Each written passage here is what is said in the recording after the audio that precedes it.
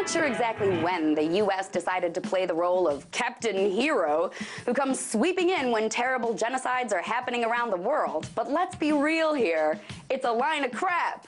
The U.S. actually sucks at stopping genocide, and it only intervenes when it has something to gain. Foreign Policy magazine just did a great piece outlining the history of American intervention into global genocides called "The Big Lie Americans Tell Themselves," and the facts speak for themselves. This is how it breaks it down. In the 1880s, the U.S. supported Belgium's claim on the Congo, which resulted in the murder of millions of Congolese. Teddy Roosevelt, president at the time, said intervention would be imbecile. Over the early part of the 20th century, the U.S. did nothing to stop Japan killing everyone in East Asia, Turkey's genocide in Armenia, or the large-scale killing of people in places like Southeast Asia by European colonizers. And don't try to point to the U.S.'s role in ending Hitler's horrible genocide, because it was Hitler who declared war on the U.S., not the other way around. Everyone likes to forget that. The U.S.'s humanitarian intentions were an afterthought.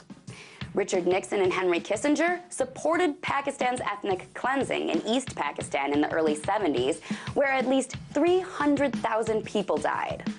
And when the largest genocide in the 20th century happened in Cambodia in the 70s by the Khmer Rouge, which led to the death of millions, the U.S. did nada.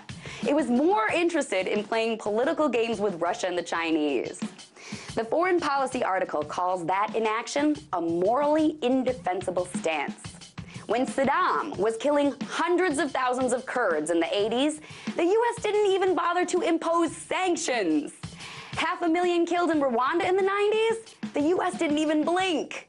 So let's get one thing straight. Stopping genocide is not a core interest of the U.S., nor has it ever been. So we should stop trying to sell everyone that line of crap.